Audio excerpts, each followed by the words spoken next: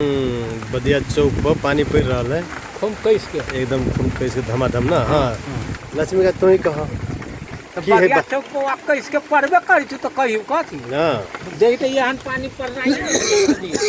अब बदिया के मौसम विभाग के काम के करे छे तू ही करे छ ना। हाँ एक नंबर कर छी। हाँ हाँ तो केना कभी तक बारिश होते बारिश हो तू तोरा 5 बजे तक। हाँ हाँ एकदम निश्चित है। हाँ एकदम निश्चित हो 5 बजे। आ महेंद्र भैया के जल खाई कलो हम यही खियाबू से हो बात हो। अच्छा क्या भैया मोबाइल में देखा के यहाँ तो आखिर कैसे अहू से जोर होते है कि एतवे पर रहते है।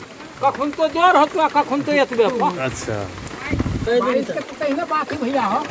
कई दिन तक बारिश होते 4 दिन थे 4 दिन तक होते है। अभी चलो सारे बजाते हैं टाइम कालू 4 दिन की दिन कालू 4 दिन आखनी आई हो तू 5 बजे तक आज 5 बजे तक ना। हाँ तो धान उन रोपाई के शुरू बहुत यही में। हाँ मेरे गिसले धान रोपाई के शुरू गिसले कहिए मेरे गिसले हो चढ़ल हुआ मेरी घिसरा 75। अच्छा अब यही पर से अदरा भरे डबरा।